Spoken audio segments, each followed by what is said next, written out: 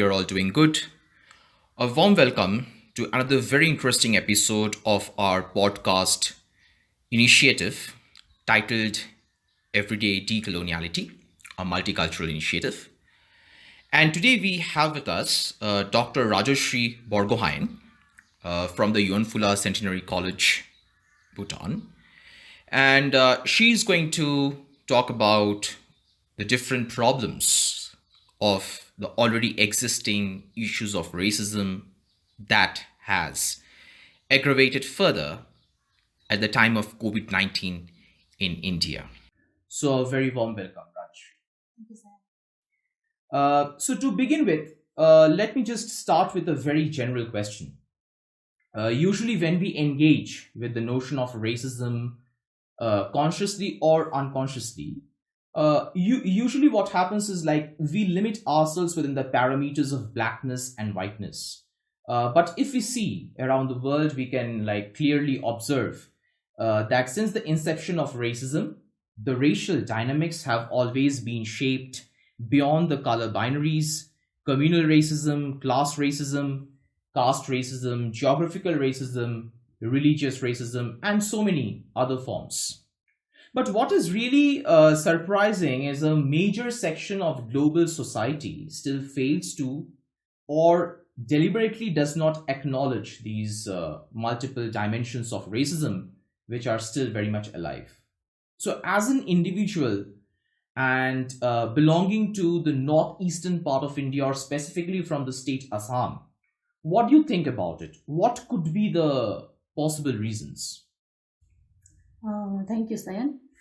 But I totally agree that there are different forms of discrimination based on so many binaries in different parts of the world. But I think it would be wrong to club together all these different categories, because that would amount to a kind of homogenizing of these various problems, these various divides that we have in the world, which become the basis of discrimination or violence or hate at various levels.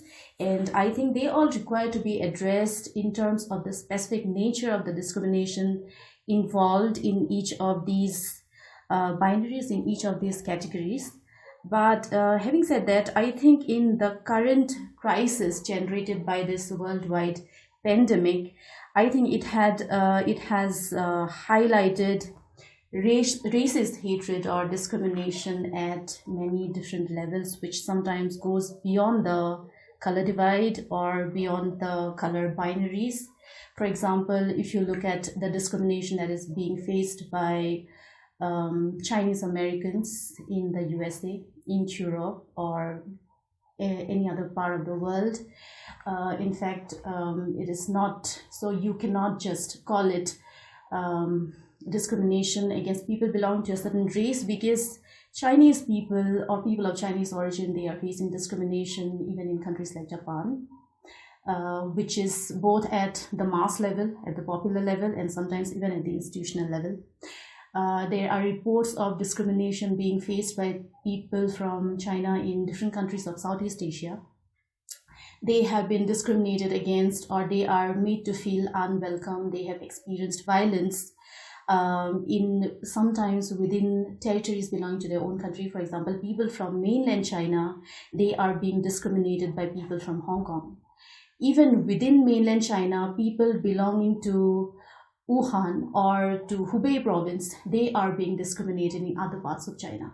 So how do you, it's very difficult to actually say that this kind of racist behavior or discrimination against certain people happens between people belong to different races, or it is based on the color of the skin only.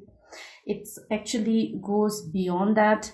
And I think this is actually symptomatic of a kind of xenophobia, an inherent fear of the other, which is maybe very sadly intrinsic to human nature or the human perception or the human experience of the self. It maybe lies dormant to some extent in normal circumstances. I don't know if we have any normal circumstances, but then compared to the kind of crisis we are facing right now, for example. And in this kind of crisis situations, I think this xenophobic sentiments, which may lie dormant otherwise, it comes to the surface. It takes up a more aggressive form, a more violent form, which is what is happening right now, which is evident in all these cases that you see taking place all around the world, which actually only reminds us of this deep-rooted problem that exists within human societies today, in spite of the fact that today contacts between cultures, between peoples, and the availability or the accessibility of exposures to cultures other than your own has become so much more easier, so much more quicker, thanks to advanced technology. But of course, this is not to say that there were no interactions between cultures before modern technology was available, because people, I think, they have been traveling, they have been exploring, and they have been interacting well from the very beginning of the time when this species came to inhabit this earth. And this is exactly why it's sad that we have somehow not been able to evolve into more mature or more accepting human societies or human individuals.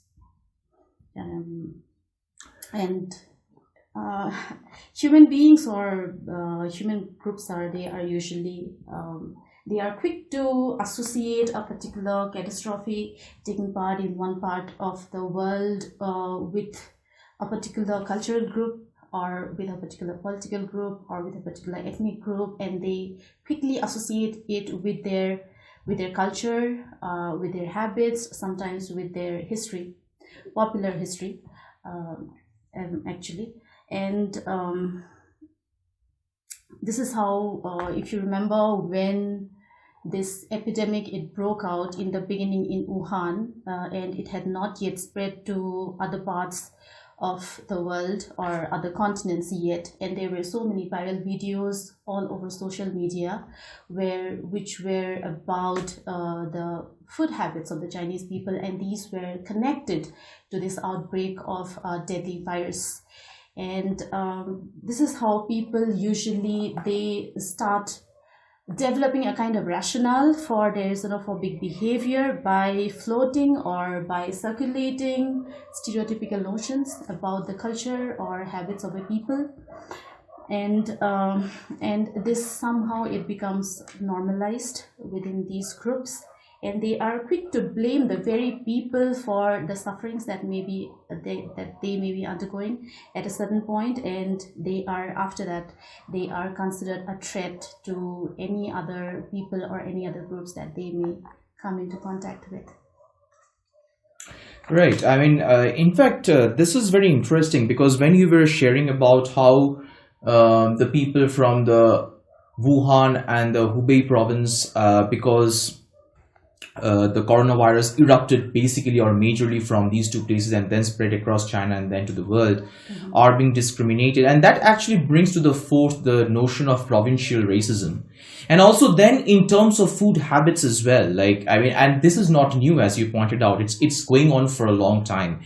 And this is another version of, provincial racism that we have been seeing. At the same time, many of us, we can't deny the fact that we have been indulging ourselves with, consciously or unconsciously, and which actually pushes me to my next question and towards a very specific dimension, that racism against the local natives of Northeast India, again, is nothing new, especially in Indian perspective I'm talking about.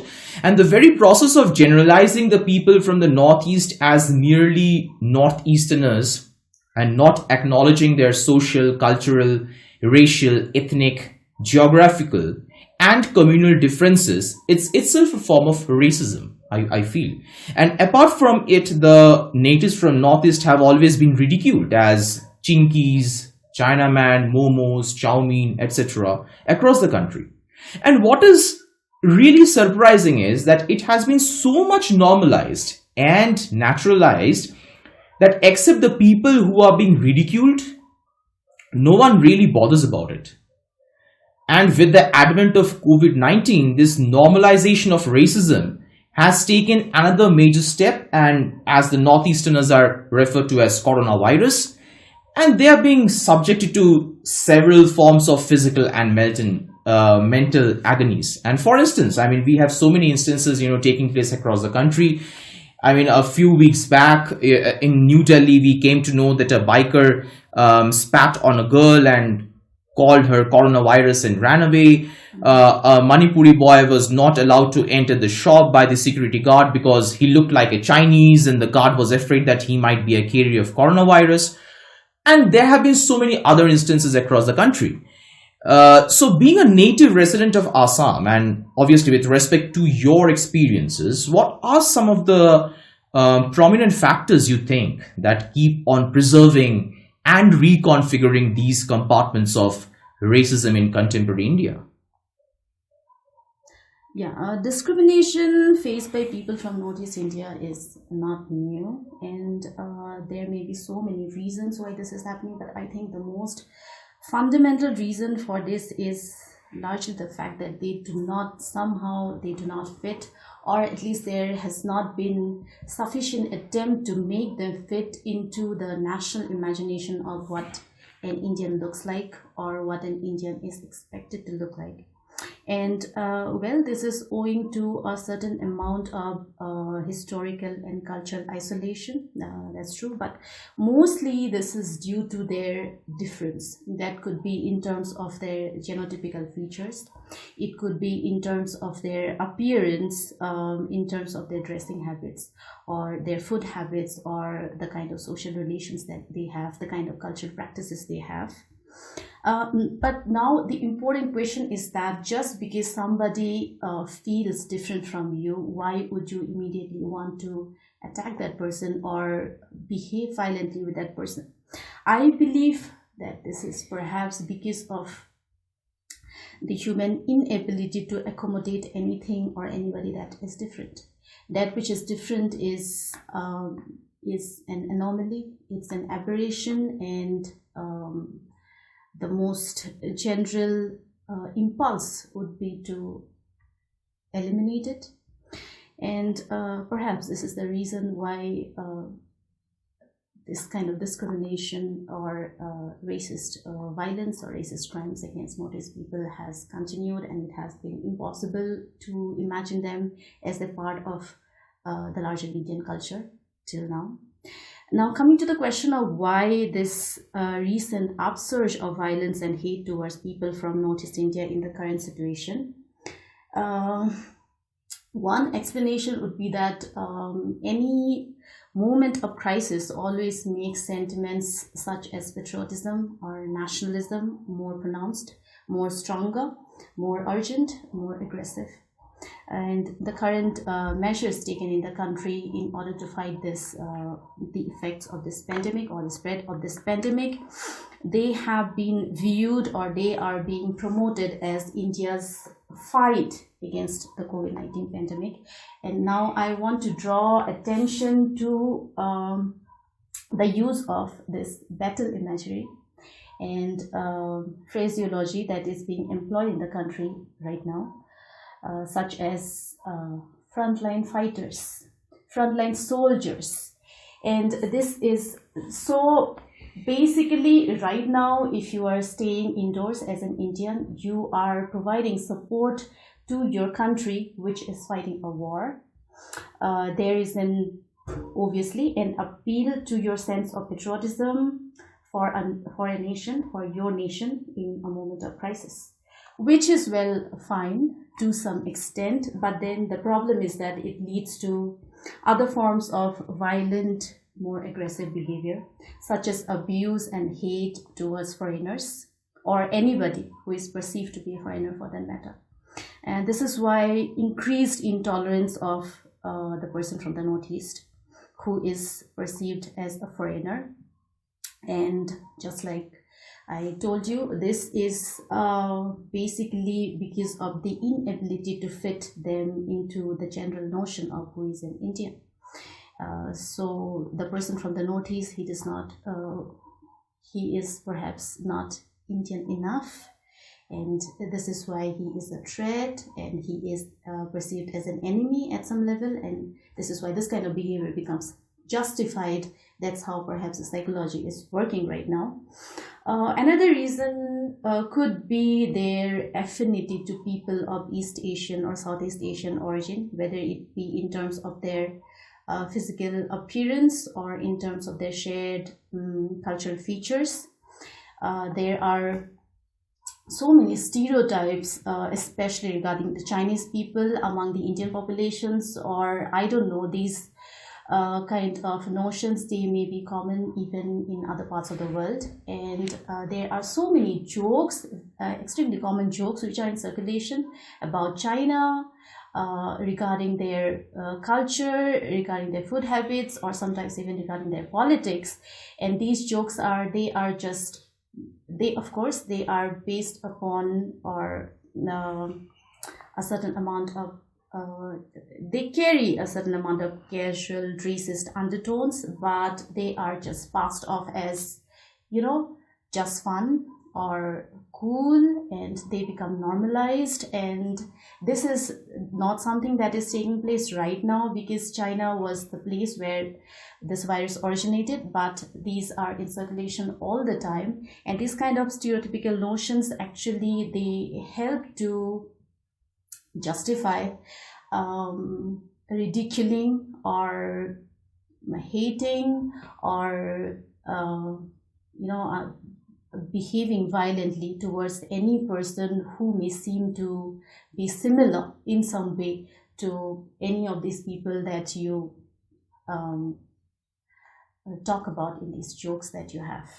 And also, of course, there is a history of antagonism between these two Asian neighbors, and this is why any person who is somehow perceived to be similar to a Chinese person is always considered or is always perceived as a threat.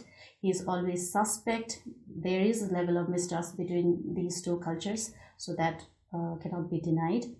And maybe that is also one of the reasons why in this kind of time, when feelings such as patriotism, feelings such as nationalism are much more aggressive than in other times, such cases of racist violence or discriminatory behavior against people from the Northeast have become more prominent, have become more frequent.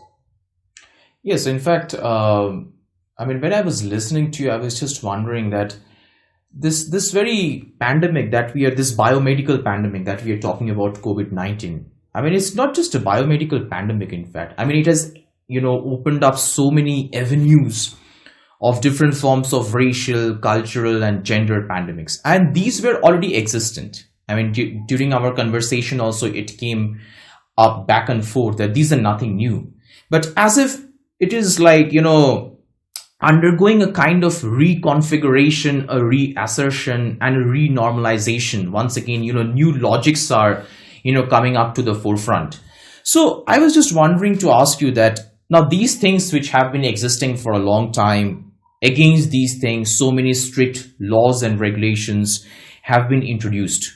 But apart from introducing strict laws and regulations and applying it, at the socio-cultural grassroots level, as an individual, what initiatives individually and collectively you think can be taken to bring a permanent end to these racialized patterns of thinking and doing in everyday India? I do not think we currently have sufficient legal measures in the country for preventing, countering, or taking action against racist harassment or racist violence. Recently, the Prime Minister Narendra Modi condemned the recent attacks on people from the Northeast, and he mentioned that such acts need to be dealt with firmly.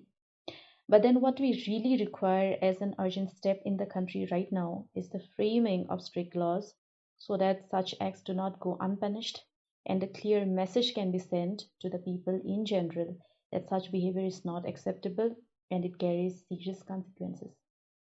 Although there have been several cases which have been reported to the police, There is no such law or act or section under which a person can be booked or later tried for engaging in a crime of a racist nature.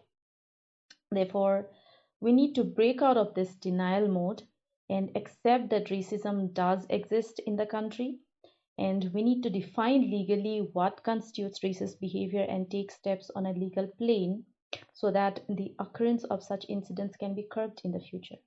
Of course, the framing of such laws will have to be followed up with strict, earnest implementation as well, so that the issue can be handled with the seriousness it deserves. Coming to the question of what can be done at the grassroots or community level, well, the most frequently suggested measure is sensitization programs.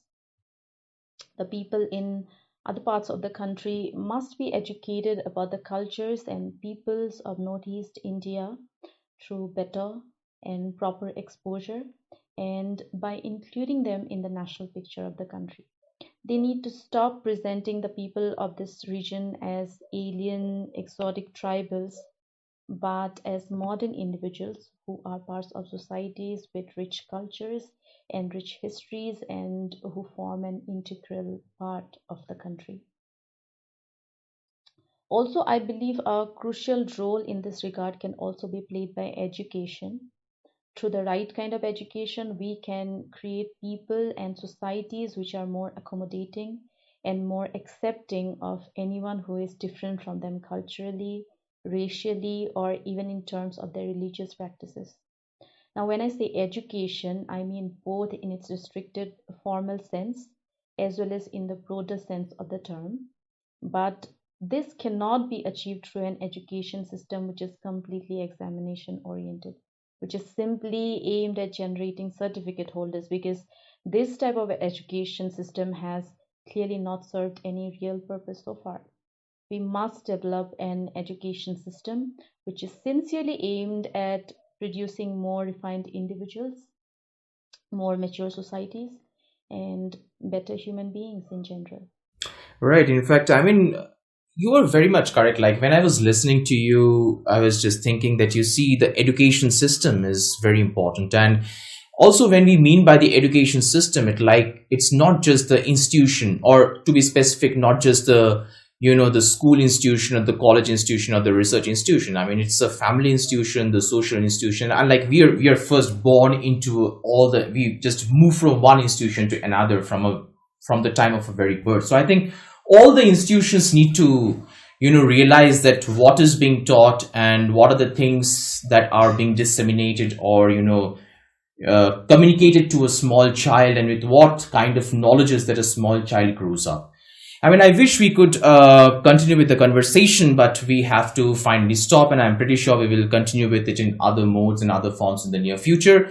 Thank you so much for your amazing reflection, for such meticulous arguments, and also coming up with such, really important points with respect to the pandemic and the underlying pandemics that we see within this broad pandemic of COVID-19. Thank you so much once again.